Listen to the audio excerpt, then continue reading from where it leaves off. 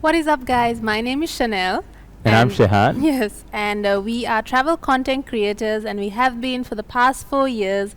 And on today's episode, we will be sharing with you everything that we did and how we did it in order to become travel content creators, and what we wished that we knew when we were getting started, as well as we'll be sharing a few golden nuggets with you along the way at the end of each segment. So, to get started, I think we should start with our story. For those of you who don't know us, I think it would be best that Chanel gives us a little brief on how we started, why we started, and what we do currently today. Yeah. So it all started when we were, I think, I can't remember how old we were, but it was in 2017, and we decided while we were working our normal jobs that we would take 1 month off and take a 30-day backpacking trip to Thailand, because we loved travel even back then. And during this trip, what we realized is that the both of us really love travel and have thirst and hunger for it, and to learn about new cultures, learning new perspectives, and all the good things that come with travel. But we were also exposed to a new lifestyle in the form of the people that we met when we traveled. We met a number of people who had been traveling consecutively for 6 months to 1 year, and they were all funding and doing this in different ways, whether it was photography or whether it was an online business. And we came to the realization that there were multiple ways to pursue this kind of lifestyle, and that's definitely what we wanted. So when we came back, we started putting our heads together and thinking up what are the new skills that we can build, because we didn't have any of the skills that we use right now. And we kind of started thinking about what are the new skills that we can build in order to make this lifestyle a reality. Yeah. And to add on to that, how we became travel influencers as the theme of this series is that it was an evolution of a bunch of things that we tried out to get here. So initially, Chanel had her Instagram account, which was used primarily to showcase her modeling portfolio. So she is a model.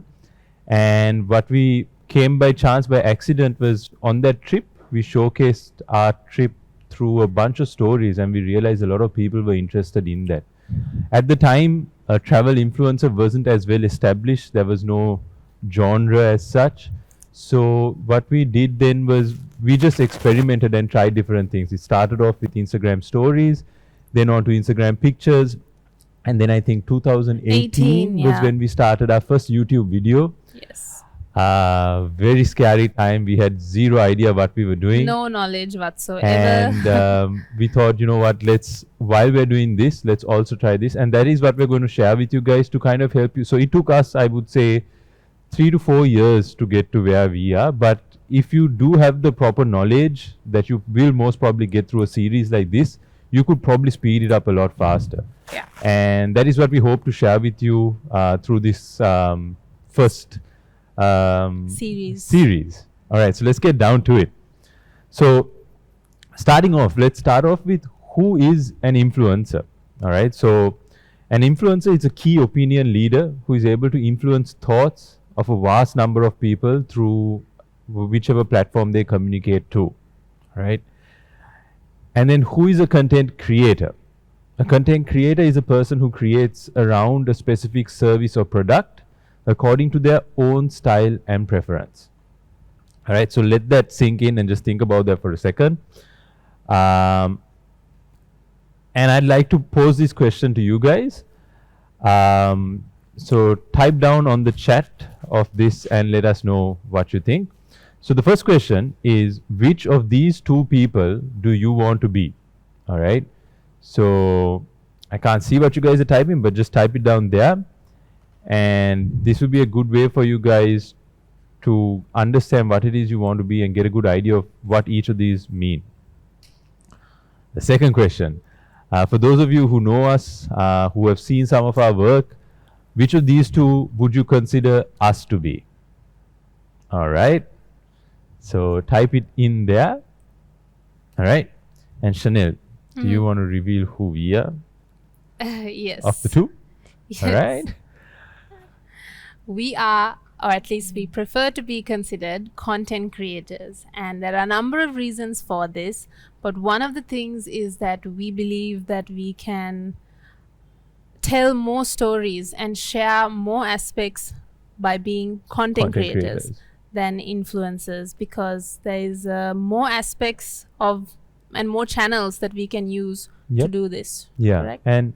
and also what we believe is that to be called an influencer actually is something others should be calling you, not you calling yourself. You Yeah. need to be able to influence in a particular area and have done it over a period of time to actually earn that title per se. Yes. But definitely it's a thing, it's a title that should be given to you And because people believe you are influential. yeah, so as a start, and even us to date, we much rather be known as content creators because That's what we as do at the end of the day. that yeah, that is what we do, and Yeah. also it enables us to move into different fields as and when we need. Yes. If we were just a travel influencer, we are forever bound to only doing work around travel and Yeah. influencing people around travel.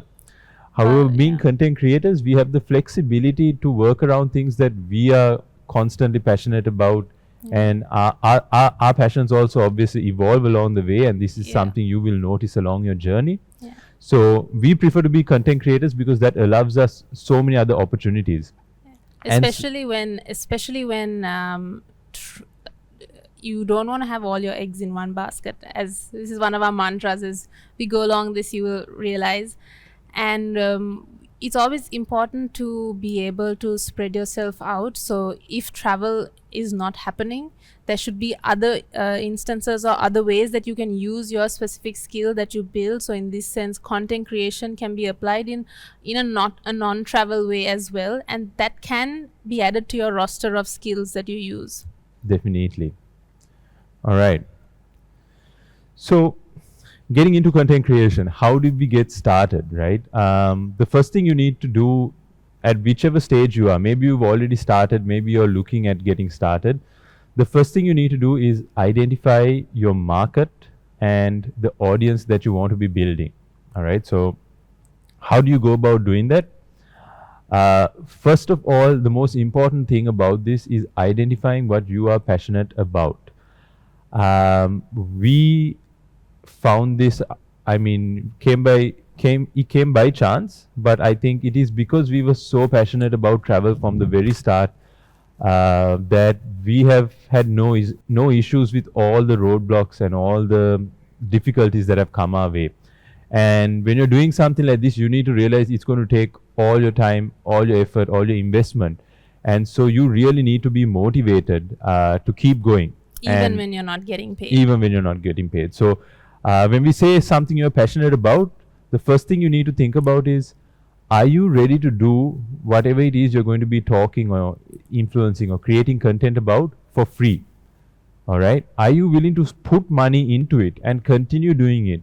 Let's say maybe even for a year or two. In our case, about 2.5 years. Are you willing to do that for free? Would you still be happy doing that for free? That is what we mean by identifying what you're passionate about. If you feel like, oh yeah, you want to be a food blogger, but you're not necessarily happy about just constantly eating, then you need to think about that. Like even when it comes to travel, it looks glorious and it looks lovely, Glamorous, yeah. glamorous on Instagram and all of that. But if you want somebody who can wake up early mornings and do late nights and Constantly travel. constantly travel, traveling is very taxing on your body and tiring, as well as just constantly creating while you're traveling. And it's not travel for leisure at the end of the day, it's travel for work. These are some of the things that I think people do, that when you look at creators online, it doesn't translate. But the actual reality is that you are constantly working. But the only thing that keeps us going is that we love capturing and documenting and sharing the stories and every second of it. If not, it wouldn't be possible. Definitely. All right. So then, thereafter, something we found to be really helpful to us in our journey is stating your broader mission and vision. And what we mean by this is that one thing you need to realize when you become a content creator, not just a travel content creator or an influencer, there are going to be so many opportunities that come your way. At every stage, you will notice this happen. If first it might be someone just offering you some free products to review, and then someone offering you products to review for some money. And then, these massive opportunities that come down the line. But we also, at the start, yes, we did dabble around with a few things. We tried food, we tried Yeah. products. And it's important to do that, especially in the beginning. If you are someone who doesn't know exactly which aspect of content creation that you prefer to do, it's definitely recommended, and it's seen as okay for someone who's just starting out to try all the different types of content creation and influencing that's available, to really find out what suits you and what you want to do. But the important thing here is that at the start itself, you identify what your broader mission and your vision is. And that is because then you are always guided into, okay, today I am reviewing food, but I am reviewing this food with the thought of reviewing food around hotels, for example, in our thing, right? So whatever work we've always done, it's been guided by our mission and our vision, which has been to be travel-centric, to influence travel to Sri Lanka, and then also to travel internationally. And having an overarching mission or a set of values that you follow is going to be really important in making sure that you stay aligned, and that your audience will also follow through with that. They will expect that from you, and they will come back to you for that. And again, it will help you from straying when things are tough and you're not growing, or you're not seeing the engagement that you want to see. Knowing that you have a core set of values that you always refer back to, and knowing that that's going to pay off in the future, is what will keep you grounded and keep you making content that is centric to you and your values, as opposed to delving into short-term trends just for the sake of engagement, which can be more harmful to your brand image. Definitely. So than good. Yeah, I think a really good example to share with you guys is our channel on YouTube. So if you just go on to Sheneller on YouTube, you will see that I think today we have 98 videos on our channel. And of the 98, I think probably about 50 to 60 of them, every time we publish, all we had was like 1,000 to maybe 5,000 views, right? It's so sad. Which was really sad. And in fact, we even spoke to Janit, and we were like, Janit, are we doing this wrong? Should we switch over to Sinhala content? Yeah. We definitely have much more viewership if we did that. And we were really demoralized. Yes. And the thing is that nobody else in our field was doing what we were doing, which is essentially travel content creation on YouTube in English. So in Sri Lanka. In Sri Lanka. And so a lot of the questions that we were asked was, who are you creating for? Because the people who speak English in Sri Lanka is such a small community compared to the population. And then when we would say that we are creating for the tourism market, for tourists who come into Sri Lanka, the next question that was posed was, but why would they want to listen to a Sri Lankan when they can listen to, we might be biased, they can listen to an actual traveler who comes here, who is more relatable to them than us, which is a viable reason. However, sometimes even when people present you with viable reasons, if you have something that you feel like you want to contribute, you should still go forward with it. So at this point, you need to put yourself in this situation, and this is something that you will probably face in your journey. Because we had our mission and we understood what we wanted to do, we saw ourselves being the voice at the time for Sri Lanka tourism as locals. And even though no one else understood, we were still willing to just struggle throughout those 2 years and just blindly create content with that in mind, regardless of the fact that nobody was really watching our videos, and that's really tough. The tough part is that you have to continue sticking to your values, sticking to your beliefs, and putting out really great content, regardless of whether it's reaching its audience. Because if you're talking about YouTube alone, once it does reach the audience that you are looking for or that you're targeting, what happens is they have an entire backlog of high quality content to refer to, which is definitely going to make them, a subscriber or just and it's only once you make it that people see your hard work and your mission and all of that, right? So for instance, if we just got popular of one viral video, but the rest of the time we were just promoting like food or like spa products or Yeah. a bunch of other things, those people who see us for this one viral video won't take us as seriously, because the rest of our work, our entire portfolio over the last 3 years, Yeah. would have been just all over the Scattered, place, yeah. scattered, right? But Yeah. today, whenever we have one viral video that goes out, we convert all of them into the rest of our things, because our mission has been strictly to travel. So when someone sees something related to travel, they know that, oh, okay, these guys are doing this. And this is something you need to think of. Like, you have to take blind faith in the fact that this is exactly what I love doing. I will love doing it no matter, even if I don't earn. So you're happy making it either ways, and then you just keep making it. That has been the case for us. And it is very important that you state that and understand that you work towards that throughout your journey. Obviously, there'll be small changes along the way you want to do it, Yeah. slight diversions and stuff. That too is important, because if something is not working for you long term and you feel like you want to tweak it, you should. But generally, having an overarching mission statement for what you want to do and achieve with your channel or your content creation is really helpful in the long term. Because if people are willing, a subscribe or a follow is definitely an investment that somebody is having in your brand. And to make them invest their time there, when they do that, what they're doing is they're literally saying, I am subscribing to this person because I want to see their content every time they upload, because I like what they're doing and I know and I can expect what is going to come out of them, whether it's on Instagram or whether it's on YouTube. And essentially, to deliver that faith to them, you have to be consistent in what you deliver to them. So Yeah, awesome. We took a lot of time on that one, but I think it's very important that you understand that part. All right. So next up is understanding your commitment and your investment to making it happen. This is something we seriously did not take into consideration when we got started.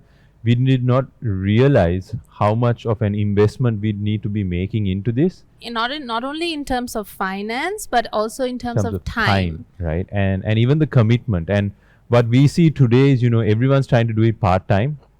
And I think it can be done part-time. But when you are doing that, you need to understand and tell yourself, look, this is how much of a commitment I am willing to put towards growing this thing. Because then, if ever you feel, oh, I've been doing so much and it's not working out, you can always look back to and adjust yourself based on the commitment you said you put in.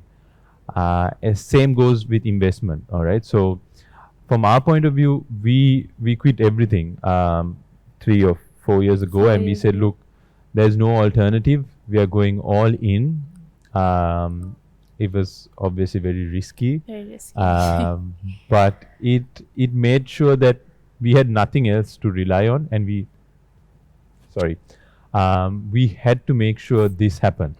Yeah. Right. And so even when it came to investment, I would say we invested all of our savings for the first 2 years. Yes. And then anything that we made along the way was also just continuously invested. So it was a long-term plan. It was a very long-term plan. And I think what is important here was that the entire way, when everyone else thought we were kind of crazy to be putting all our money into this, because of our strong belief in our mission, and we knew what we were doing, we had no problem investing it. While everyone else was traveling, going to fancy hotels, all our friends were doing other things, we were at home editing, or we were like saving money to buy the next camera gear that we needed, or we were buying the ticket to travel and make a video. And to add to what you're saying, the strong mission statement and belief, but essentially that alone is not enough.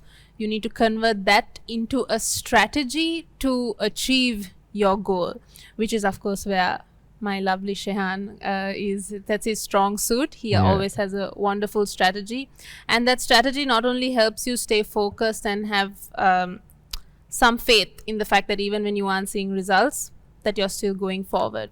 So that is how we were able to stay at home and edit and spend all our money on buying gear, because we knew we were improving our skills, we knew how we wanted to offer better services, and we knew how all of that was going to get to the goal that we wanted to get to. So mission statement, strategy, and investment, and your commitment, because that is something you need to realize. Like, do not think of being a travel influencer Part time. part time just on the weekends, I right? mean, you And can, but it has to be a side thing that you do without expecting too much income from it. It's or even expecting results from it, yeah, right? Like we will take, you will see why in a bit, but that is something you need to understand. You need to set out your commitment and then your investment.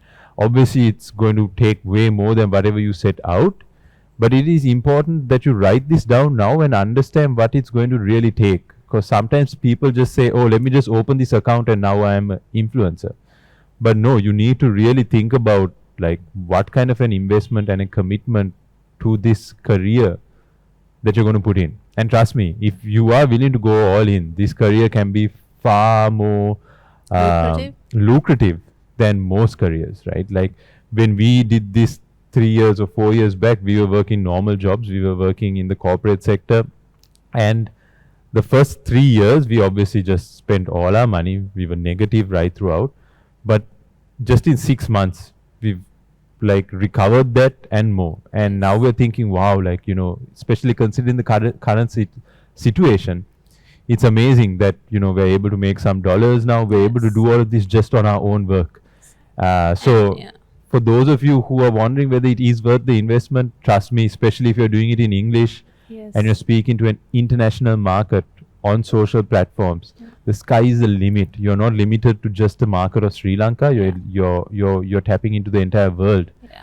And when you're tapping into the entire world, just a few dollars is even amazing, especially when you live in a country like Sri Lanka. And to add to what you said about the current situation, it's during a situation like this that I think the need should arise in many people to try and build this even as a second stream of income in the beginning, because it helps you to be independent from what an economy is going through at that time period. You are catering to not just within Sri Lanka, you're catering to the wider global audience, and the sky is really the limit. So essentially you can be disconnected almost, or the impact will be much less on you if you were to allow yourself to take these steps and initially start to make yourself an independent income. Yep. Awesome. All right. Question 2. So write this down in the chat. It might be fun to see what people say here. How much are you willing to invest? All right. Just put a figure down. Obviously, we are not going to hold you to it. Maybe the guys that create an incubator will. And of course, like, you start off with a small amount and then right? you keep adding, and but So maybe you could say how much you think you think, might okay. invest. So, and then also put down saying how much do you think we invested? We have invested. All right. So before we go to the next slide, I'm going to share with you like how we started. We had saved, I think, in total 300 or 400,000 rupees. I had saved less than that. Yeah. But yes. 300 or 400,000 rupees in 2018. We quit our jobs and we said, you know what, we're going to take this money, go to Thailand and just figure it out. Spend all right. about So 300 to 400,000 was what we had initially, and we thought we have to make this happen with this. Obviously, we did so many different things along the way. And that was the time in Thailand. I think it's important to just touch on this, even though we are talking about content creation. There was a time where we weren't sure if content creation is the way we wanted to go forward. And just to let you guys know that it's not the only form of becoming independent financially when you want to follow this kind of path. There are lots of other ways. And we tried all of those ways. But for us to work together to achieve what we wanted to do, which was to travel, there were a few streams, and what we selected to put our mind, heart and soul into was travel. So yeah. All right. So if you're seeing the screen right now, you will see that just in our gear, we have invested, as of current USD values, probably around 5 million just in our gear.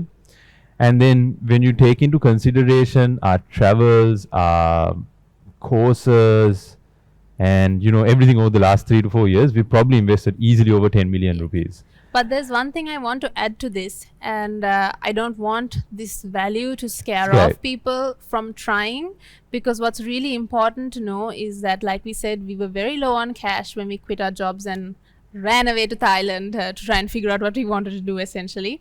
And I had an iPhone X at the time, which was like one of the newer phones at the time, and I told myself that if this is what I really want to do, then I should be able to do it regardless of what gear I have. So essentially, I filmed my entire first YouTube video on my iPhone and continue to do so for the next few videos. And all your Instagram All my stories. Instagram stories, of course, stories, but pictures as well were all taken on my iPhone X. And what I told myself was, if I'm really committed to this, I'm not going to let gear hold me back. And that's what I really want to share with you guys, because I feel like a lot of people ask, what's the gear you use, what's the gear that I need to get started? But it's really important to know that if you really want to achieve it, there are people out there making millions from just uploading with their phone. Yeah. It is not about the gear that you use. It can be later on, but it's really about you, the story you're telling, and the content and whatever the value that you're providing is. And that can be done through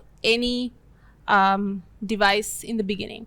So don't let this scare you off, and just use what you have. The best camera that you have is the one that is on you. And then you can slowly start investing. So we obviously started with the iPhone, then we were watching how to make cinematic videos with an iPhone. We invested in a phone gimbal, and eventually I wanted to move from taking my Instagram photos from my iPhone to a camera, so I just swiped the last 100,000 in my account to buy a DSLR.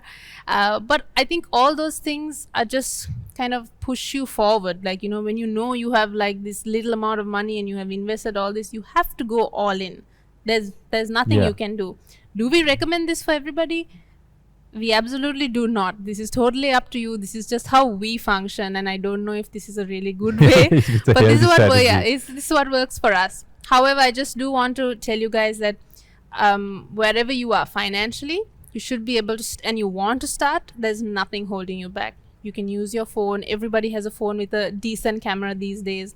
Remember, it's about the value and the content that you provide through the devices you use. But saying that, it's one thing to get started with the cash you have, but it's another thing to realize that if you want to grow, you need to reinvest whatever you earn from this profession back into it. And that can be hard. That can be hard. But you cannot be of the mindset that, oh, I'm going to do this and take this money and enjoy it in some other avenue, or like take this money and invest it into something else. That might not work in our opinion, because we've realized it, like we started with only 300 or 400,000 bucks, but since then, every single rupee that we made through this avenue as well as any other avenue has been consistently being reinvested into this. And that is how we've been able to build this plus our other businesses around this. And that is something important to realize. So maybe take a note that even though you can start off with whatever, you need to be reinvesting whatever you earn back into this business.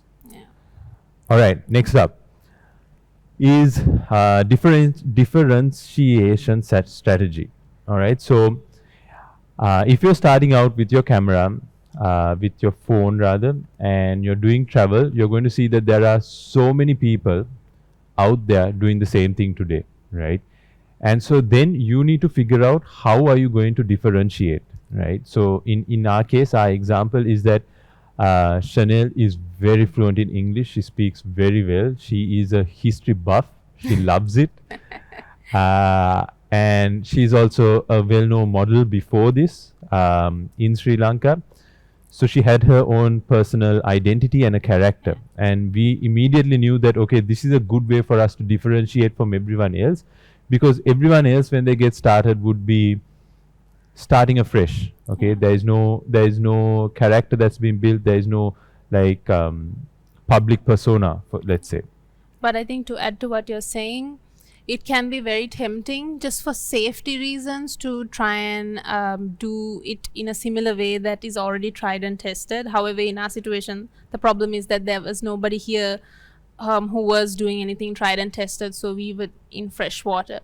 But as you go along, any market tends to slowly start to get saturated. And to, like Shehan said, to stand out, you need to differentiate. But then the question arises, how do you differentiate? And the best way to differentiate yourself is, and this is very cliched, but it is to be yourself. Because at the end of the day, there's only going to be one of you. And there's always something special about your life story, about the skills you have acquired along the way, And your experiences, as well as, of course, your personality. They all amount to something that makes you uniquely you, and that's something that nobody else can really how do I say, replicate.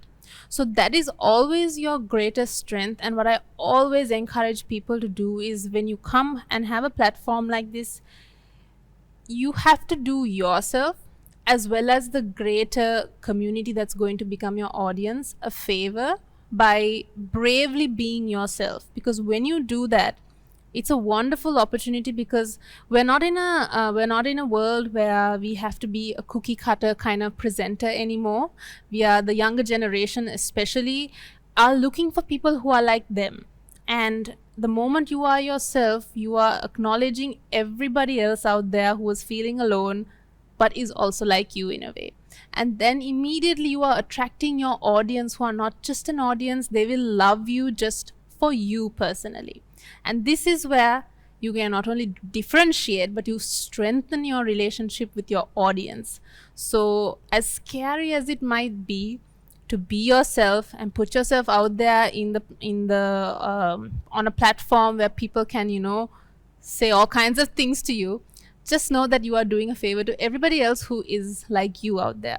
So the strongest thing you can differentiate from is that your personality, drawing from your personal experiences, as well as your whatever the things that you like to do. Yeah. So, but we also, at the time, we were in a very interesting situation, in the sense that we weren't really competing here in Sri Lanka. We were looking at working internationally. And when we went abroad and said, hey, we're travel influencers, and we said we're from Sri Lanka, people were like, where is Sri Lanka? Like, they don't even consider us a market to advertise to. So we immediately realized, okay, for us to differentiate, we have to differentiate in our skill set. We can't just be travel influencers. Yeah. We have to be videographers. Yeah. Which is why we decided to go the route of investing in professional gear, equipment, and offering that service. And that style to help us stand out, because essentially, if you look at the global audience, it's much easier to become a travel blogger because your personality is the most sought after thing. But then for us to stand out amongst that, like you said, differentiating ourselves.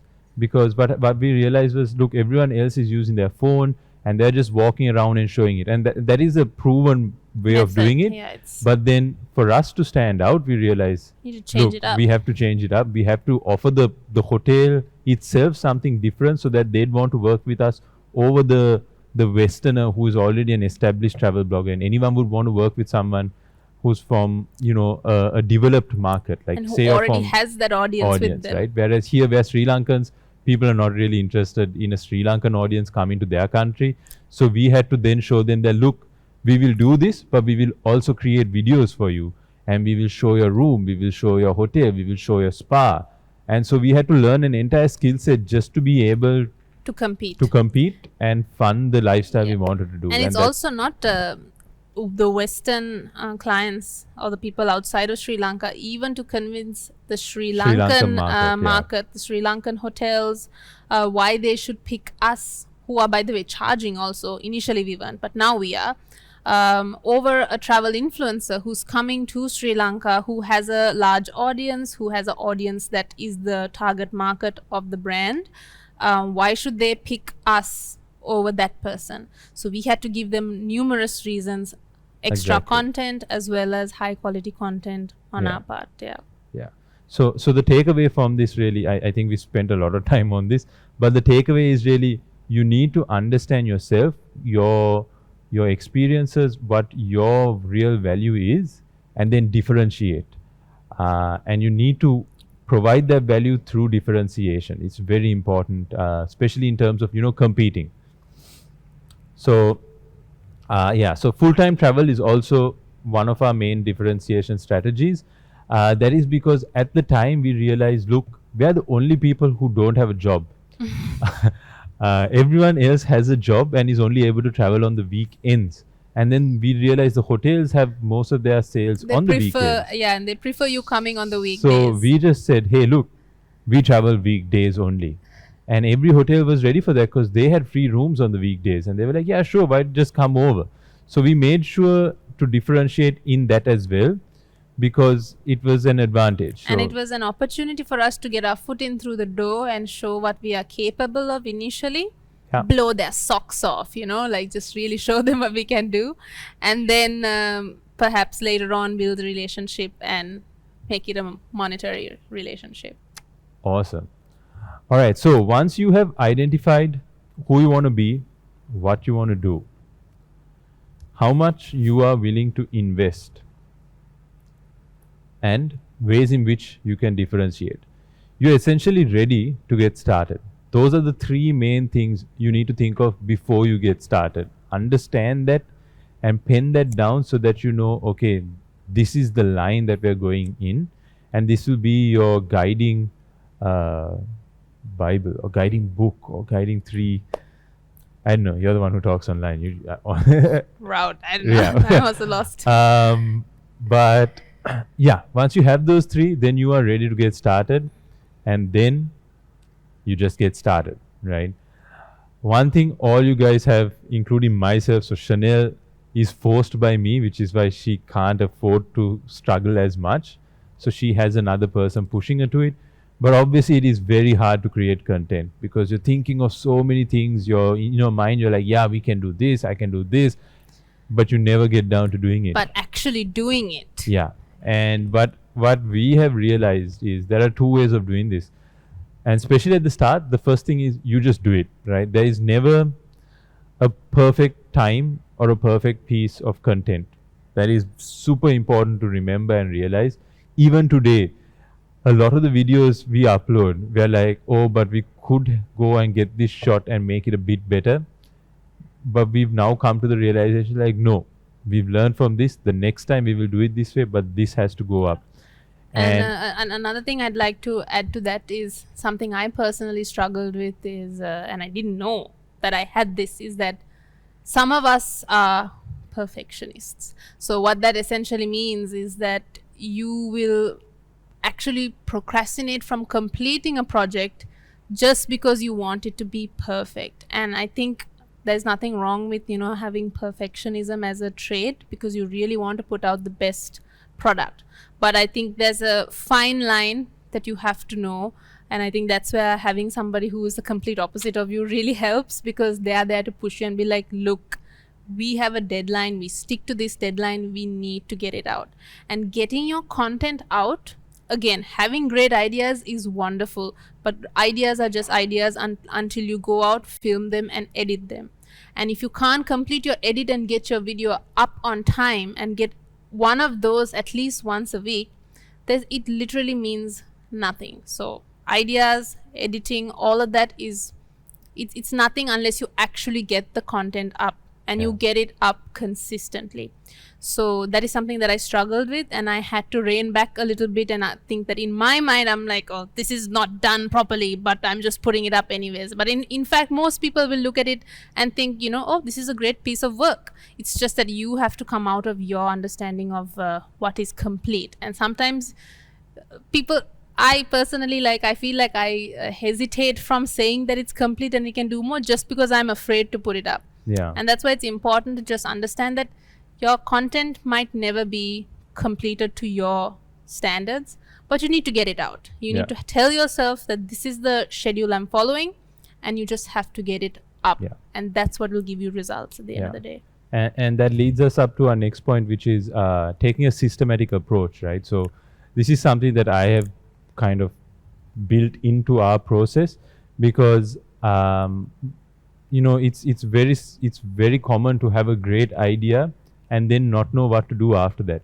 So we now have this process where if we have an idea, we put the idea down and then we'll just break away at the idea. How's the intro for this idea? Where is the hook for this shot? Where do we shoot? How many different shots do we need? What are the sequences that we can work around it, and you just put little pieces of work into it over time. And then after a while, you realize, hey, I've done a lot of this work. Now all I need to actually do is just look at this and just go film it. That helps you break away from this huge task that you're trying to do is that you just break it into small parts and do it over the period of time. But then that way you have everything ready, and then all you need to do is just hit that record button and you get started. So a systematic approach is beneficial, but this is something that you have to kind of learn and like Over evolve time, yeah. into over time. Yeah. But it's good to keep that in mind because it helps along the way. Yeah. All right. And then obviously understanding your strengths and your weaknesses and constantly addressing them. Yeah. So we have the both of us, which is very helpful. Yeah. So Chanel's Weakness is and strength, I think, is like trying to perfect. perfectionism. Yeah. So as a result, she procrastinate quite a bit, whereas I am more of a task killer. Yeah. So like I'm just like, no, I don't care. Let's just get it So done. between It's the two out. of us, we meet, I think, halfway, and the content reaches the quality, but it also just makes its way up, Yeah. which is important. So Yeah, you will, through this process, what you should is identify what are your weaknesses when it comes to consistency and creation. Always. Address those things, because those are And only write those things down and like Yeah. keep note of these things, and it'll be interesting for you to see whether you've been able to break out of these weaknesses over the years, or whether you've built new weaknesses, new strengths. These are all good things to kind of journal and keep and have an idea And of. unlike when you're working for a company, I think when you're working for yourselves, these things are not stuff that you can just avoid or gloss over, because if you do, it's highly detrimental to your income, to your work, and to your career, because everything depends on you doing this stuff. Yeah. So it's really important. Yeah. So I think we're down like to our last 15 minutes. So let's move on. Yeah, I think we should speed up. But also for those of you, I think we're having a Q&A at the end of this. So make sure you all send your questions in through the chat. And I think we'll be getting them so we can answer those for you guys. All right. Working hard is never enough. And why we say this is that we see, and I'm sure you also see, people on social media just batting out content, right? There's so much of content that they keep putting out daily, especially on things like TikTok and all. And they're just putting so much, and it looks like, oh my God, these people are working really hard. And they're just getting a little bit of results for it.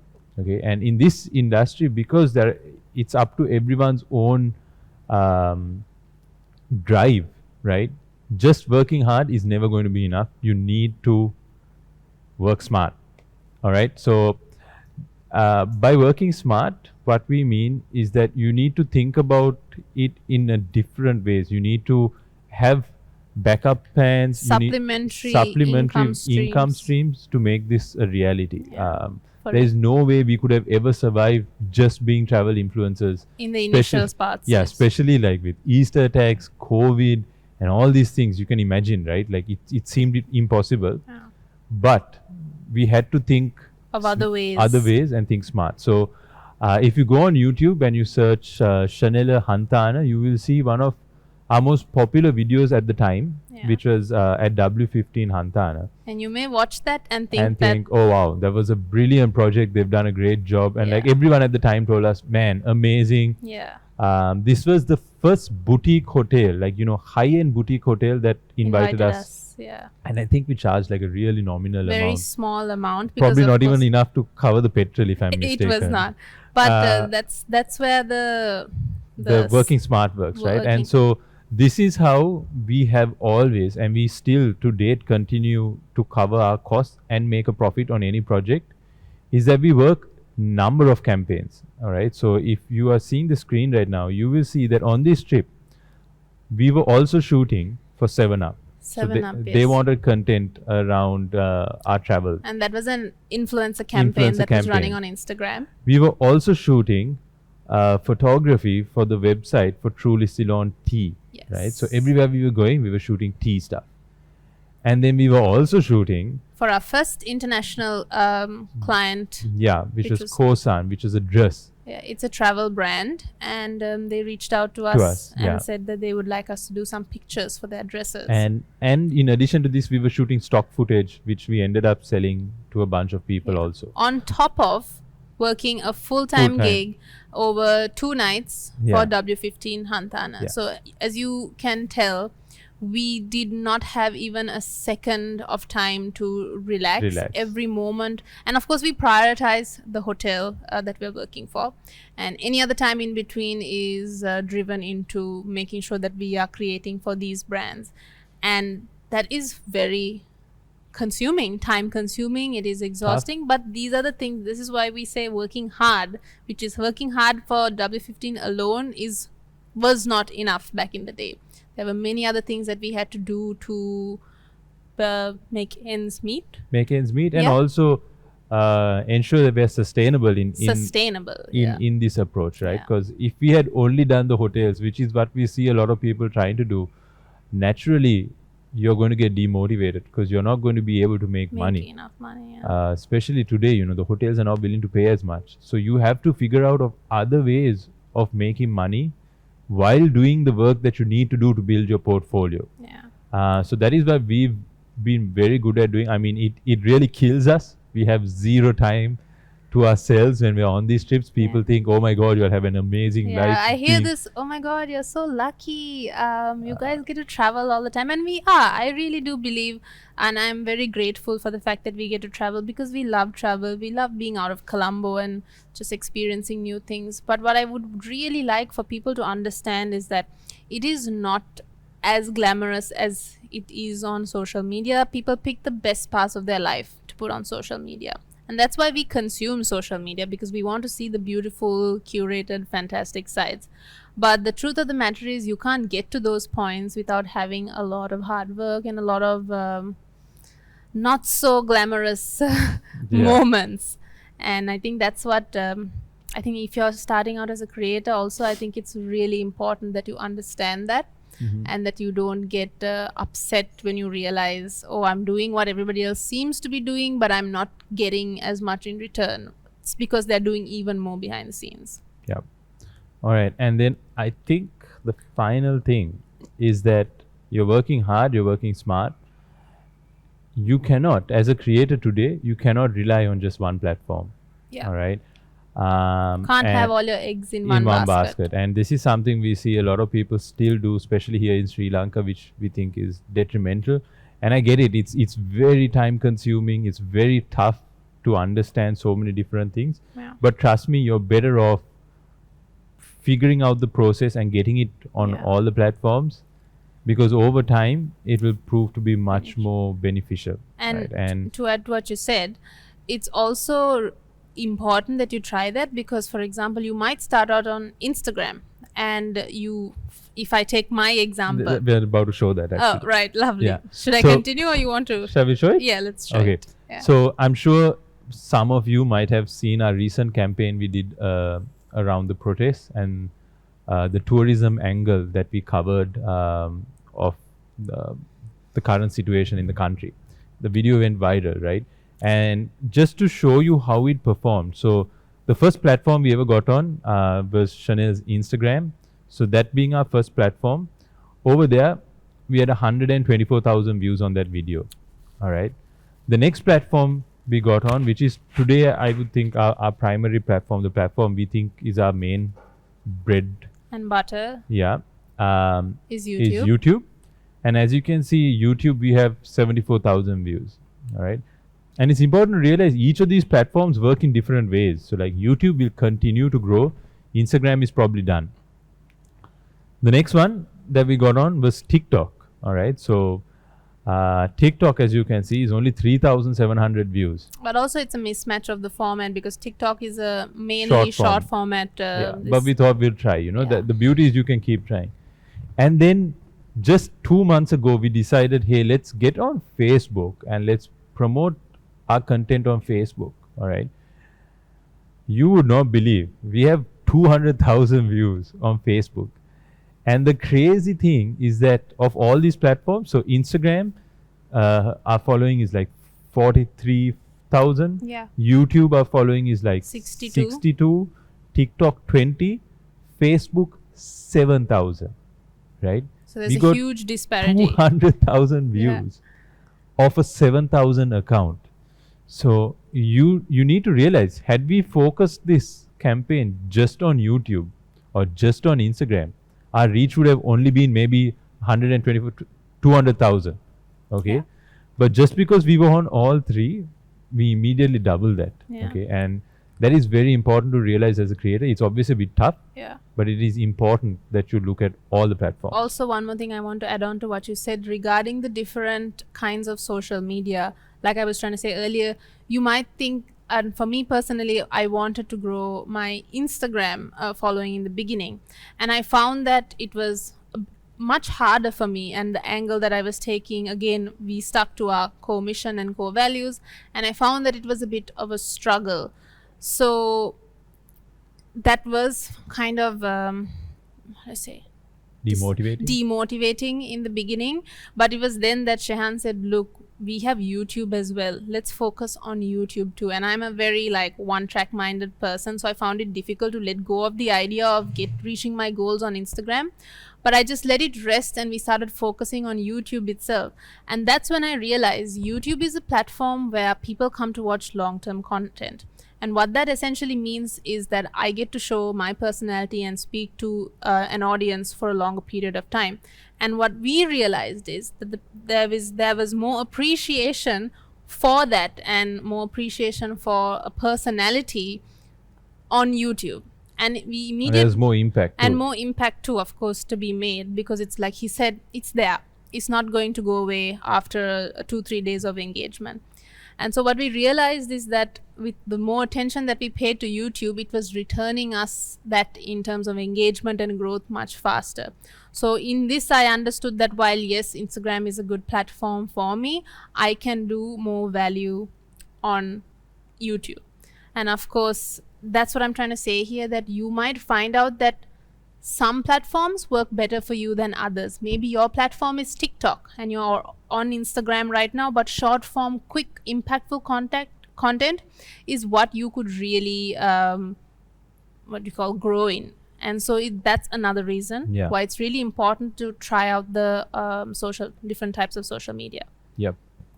Awesome. And the final question, guys, we're almost done. If you haven't sent your questions, please do send them in and we will answer them shortly. I think they'll be sending it to us. What is the most important factor to becoming a travel influencer or a content creator? Chanel? Do you want me to answer it? You should know. I know. Okay. Answer it down, guys, in the chat, and let's just give it 5 seconds. 5, Okay. 4, 3. Is this something you do? Yeah. All right. Consistency. Janit, who has been like a mentor to us throughout, has always told us that consistency is key. All right. And if you look at this graph here, our YouTube, our YouTube graph, you will see that every time, so all these plays that you see, those are all the videos we've uploaded, right? So that in that, I think we've done like 45 or something. And you need to understand our videos are a bit harder to make because obviously we travel for 3 to 4 days. It takes us another 3 to 4 days to edit. So we can only do a video a week. And obviously we're traveling, driving, all these things. So it's a bit tough. But there were the 2 lockdowns, and you can immediately see those 2 lockdowns in our graph because we stopped creating content during that time, right? And you can see how badly it impacted our viewership. Okay. And then you can also see that when you hit consistency, how it gradually builds over time. It is the most important thing. You can have the lamest idea and the worst photo quality or video quality. But if you consistently upload, I kid you not, if you upload a video every day, you will grow your platform no matter what happens. Okay, you might not grow the right audience, but you will grow.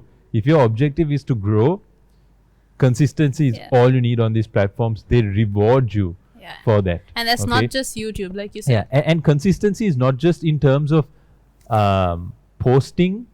Consistency is also in terms of the content you post, the topics you talk about, the quality of the content, and the style that you do it. It's those really things important to maintain the quality of the content that you upload as well, because like Shan said, consistency will help you grow, but consistency with low quality content might actually do more harm to your growth and to the audience that you build.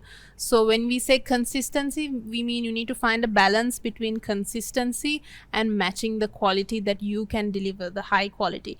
So for us, that's once a week, but for you, you might be able to deliver a high quality video. And when I say high quality, I'm not talking about high definition or 4K video. I'm talking about the content and the value that you deliver. If you can match that with consistency, maybe for you that's 2 videos a week. Maybe you're a beauty blogger and you can do 2 high quality videos a week of really like value adding content. So matching that is really important. Yeah. And then just one last one here in these stats, if you look at it. So recently, as I said, we started focusing on our Facebook, and you can see that with 7.5 thousand Facebook followers, so 7,500 Facebook followers, we've been uploading all our videos that we've shot, edited. Obviously, you can't really do that, but we put each one every day for the last 2 weeks. And you can see that our reach on Facebook is 640,000 with 7,500 followers. Instagram, which is like Sheneller's main platform, or It's the oldest the platform. oldest platform, has 43,000, but the reach was only 320. So you can see that consistency can really drive you, even with a really small follower amount. Having consistency will give you a really good competitive edge. So consistency is very important. And we're done. The final thing, obviously we can keep on talking, guys. Maybe the guys here should probably get us for a second session.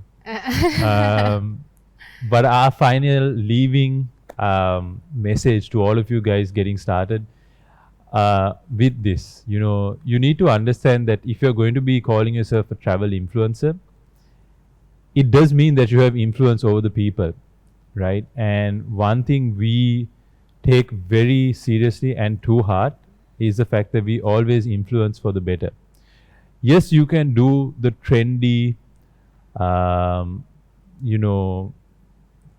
catchy things and all of that will get you that viewership and reach, but it is super important that you influence for the better. Your ultimate goal should be that, because I can tell you that over the years we have done lots of projects, some that have paid us really well, some that have not paid us at all, and then some that have just had amazing impact to people, to industries. And it's always the ones that have that impact to people and industries that give you the most amount of satisfaction. Because at the end of the day, guys, let's face it, all of these are just numbers. When you die, it really doesn't matter how many followers you had. It doesn't matter how much money you made out of this. All that really matters is the impact that you've left behind, the influence that you've left behind. And that is something I feel we, especially considering how things are in our country right now, how the youth are empowering, the youth are coming up together. We have this opportunity to really influence for the better, and this is something you really need to think of deep down. Don't just, if you look at YouTube today, it's really sad to see that a lot of the content is just silly humor with no real underlying influence for the better, right? And what I'm saying is, if we are building the next generation of influencers, your goal should be to influence for the better. You can do it in any way, right? Via travel, you can be a comedian, whatever it is, but it is super important that you bake this into your foundation and make sure that no matter what you do, you are influencing in some aspect for the better of someone or something. It is super important, because just like the politicians have their role to play, influencers also have a role to play. You are speaking to a lot of people at the end of the day.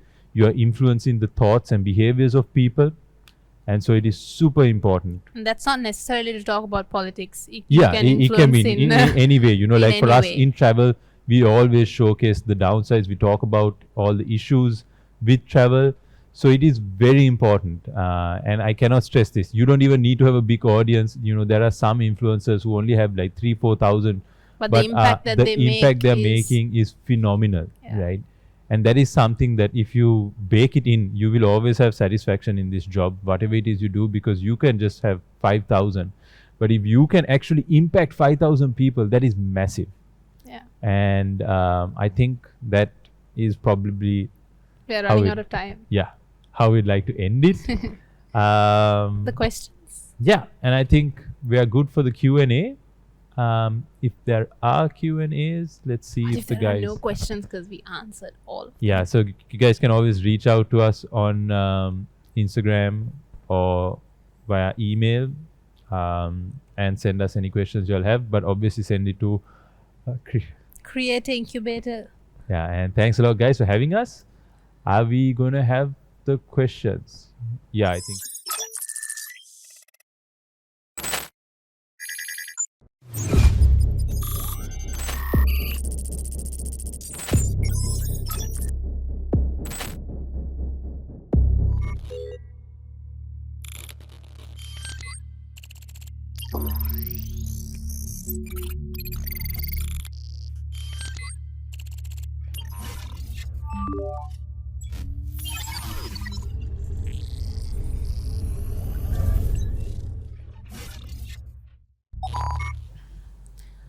All right, we're back and we have some questions. Starting with question number 1 is from Ursula. Thank you, Ursula, for your question. It's, do you recommend boosting your videos on YouTube to your ideal target audience in order to build traffic / following at the initial stages? Or is there an organic way to go? So the beautiful thing about YouTube is that you can actually get on the good side of the algorithm, and once you do that, but you do that by putting out the content that you want your audience, that you think your audience would like to see, and you do that, like we said earlier, by matching the quality and the consistency, and you keep doing Yeah. that, and you have a very, very good way of getting on the algorithm's good side, and the algorithm will take you to the best audience possible. And always. I think it's better than paying for YouTube boosting, which 'Cause we haven't done. Done. And all our growth has happened organically. So YouTube is a place where if you deliver the right content and consistency, you have a very large chance of Yeah. growing organically. So I think on all our platforms, we've rarely, like once or twice, we've promoted some things on Instagram, like a picture. Yeah. But with YouTube, one thing we've understood, we've tried other ways of kind of boosting our viewership of a video. And what we realize is it then it shows that video to a different crowd, and then the algorithm kind of gets a bit confused about that, you know. So it's tough, but it's always better to let the algorithm find your audience. Yeah, find favor Because in you. you will never know who your audience is. You will never know where these people are. And by pushing this to the wrong people, if they engage with it in the wrong Negatively, way, yeah. so like you may think, okay, let me target my videos to Colombo 7 people who are spending so much, and they can watch it. And if they only watch it for like a minute, the algorithm thinks your video is crap. But at the same time, if the algorithm by some chance shows it to someone in Australia who loves the video and watches it for like 15 minutes, then the algorithm immediately knows this is a good video for this audience, and they will find it. So we have never spent a cent on YouTube advertising. And we encourage you to find a it. way, find what works for you to get on the algorithm's Yeah. good side, as we say, because once you're in, Yeah. you will know what you need to deliver, as well as it'll be much easier for you to build that Yeah. audience. And it can be detrimental actually to boost your video, especially if you don't understand targeting really well. So it is important that you not do that. It is a lot harder, obviously, yeah. but it pays its dividends later. Like I said, I think my way of speaking about it is that we were shouting into the void for a very long time. Over 6 months, we were just continuously uploading with no real results. We were happy when we had 1,000 views on a video, until that one video went viral. So the algorithm was checking audiences here, until it found one audience and was like, okay, I'm going to keep showing these videos. This video did well. Let me show all the past videos, and then of course the future videos. So just have some patience and continue to deliver. Yeah. The next question is also by Ursula, and she asks, how did you find a way to balance your commitments given the corporate jobs you had? Given the nature of local corporates, there's rarely ever a break from work, even when you come home, so balance can be hard to maintain. This is something that it actually didn't happen for us because of the fact that we had quit because we were done with the corporate sector, and then we went to Thailand to figure out what we wanted to do. But I do understand that this can be very it difficult. can be very tough, and obviously it's going to be a lot harder. But like with anything in life, you're going to have to kind of burn the midnight oil. Yeah. You need to obviously take that into consideration Yeah. in the kind of content you're going to create. And a lot of sacrifices in A lot of terms sacrifices, obviously, but thing- there are stories of people who've done this. There are ways to do this. You just need to work even more harder. Yeah. And it's always a good thing to kind of have a cushion of a stable job giving you some money, Yeah. because what we did was scary. It Yeah, was really and we scary. don't recommend. But one we- thing that you can do perhaps is that do the best that you can while you're working your corporate job, and of course make sure that you're saving some money for the time where when you know that your content creation brand and business is at that point where it's about to take off, or it is taking off, and now is the time for you to put in that extra work, and it might be time for you to quit your job. I think when that time comes, you should have a nice comfortable cushion of a savings that you have made for yourselves for the next 6 months or so. But also, I don't encourage people to leave their job until they know that they have money coming in from this stream. But I know what you're saying, that it's really hard, but I do think that it's a challenge. it's a challenge. Yeah. So I think the others are like statements here. Yeah. Initial investment. Okay, so there's this. How did you break into the most difficult market? Yasmin, I completely Understand. It was, understand what you mean when you say the English market coming no. out of Sri Lanka. it was this question. The struggle to Yasmin's first question is the struggle to actually sit down and edit after shooting is real, Yeah. which is something I relate very much to because I edit all the videos on the channel, and as much as I love the filming process and I'm very excited to edit while I am filming, once I get back home and I get on my laptop, there's the beginning part is just so tedious of organizing the footage and all of that, but there's just really no way around it. Luckily I have Shehan to help me out through that process. He likes to sometimes do that process for me, and then I will follow through, but there is no way around it. If you film the content and you want it to go up, you have to do it. If you don't do it, it won't get done.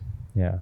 So And the yes, question Ms. was, how Nexi. did you break into the most difficult market, English-speaking market in Sri Lanka?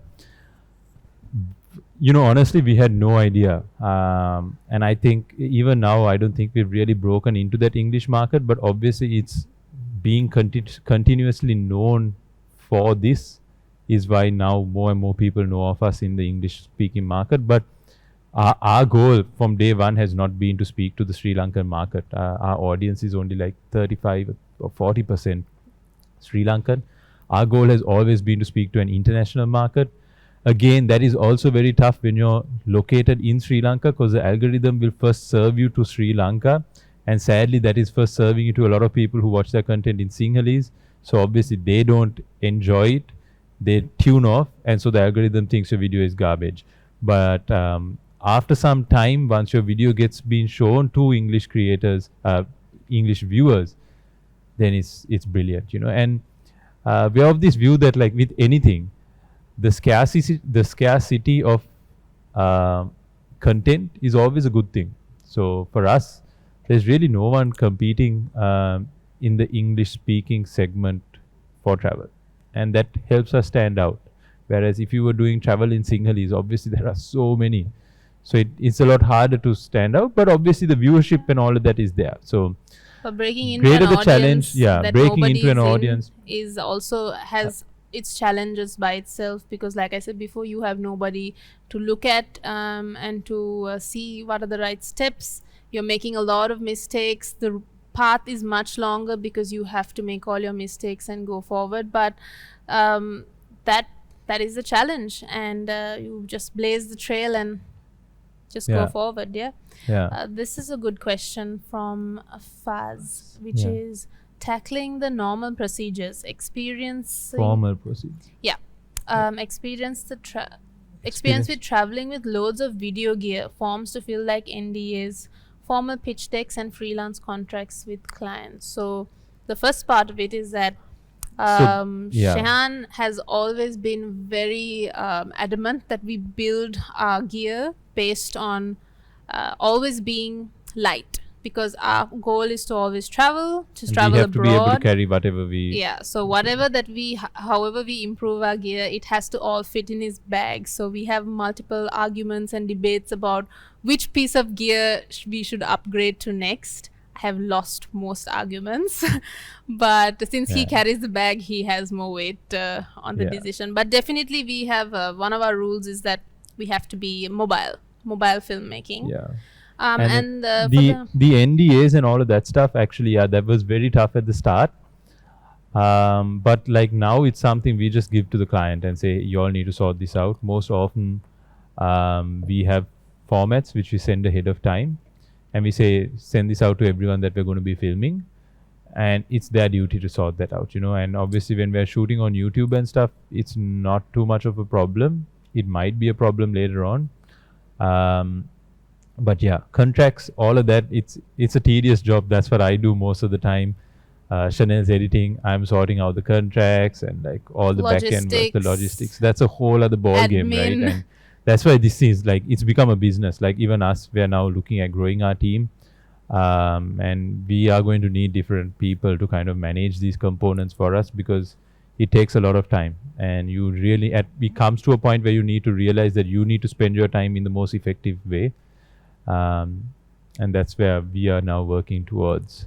Hussein Yusuf, what if the type of content you want to create is really expensive, not just the initial investment, but the investment per video is really high, and not just in terms of cost, but also in terms of time?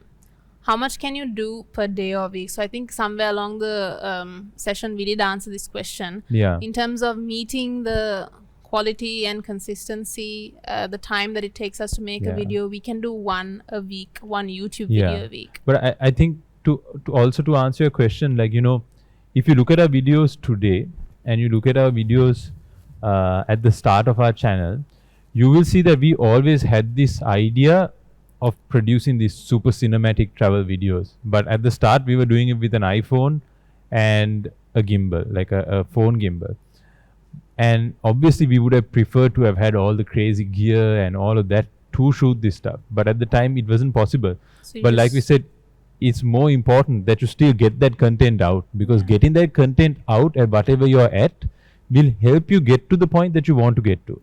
Waiting for the gear and the time and the money to invest into making the high production video, it's not going to work. Start Especially with the lower quality, lower production, not quality, lower production version of your end goal, and keep perfecting that, and maybe delivering to not your dream client, maybe to a client that will pay you less, something like that, until you can make your funds to get to that position. I hope that's what he's asking. Yeah, and I mean, there's always ways to do it, guys. Like where there's a will, there's a way. There's always a way to kind of do it. And I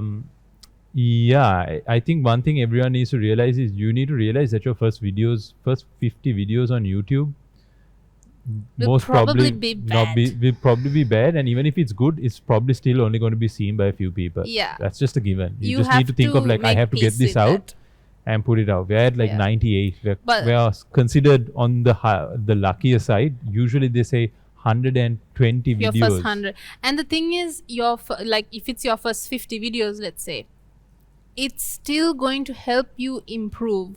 Those 50 videos, you will learn more about the algorithm. You will know how to tag your videos. You will learn about titles. You will know what kind of thumbnails work for you, if we're talking about YouTube, that is. And you will know what kind of edits work for you. So maybe you will not make as much money as you want. Might not get as engagement as you want, or the recognition. But those 50 videos will build you up to what's going to happen to you by the time you get to 100. So there's definitely, that is also an investment in time that has to be considered for this kind of work. Awesome. I think we're done. All right, guys, I hope you guys enjoyed this. Thank you so much for joining in and for all the great questions. Some of them are statements, so we didn't really address them. But I hope this was useful for you guys. And looking forward to seeing you guys grow along this journey. Yeah. All the best to all the All best. the best, and yeah, consistency. Yeah. Consistency, quality, and just keep going blinders on. That's, I think, the main thing to take away from this conversation. So, all the best to you guys, and thank you so much for joining us.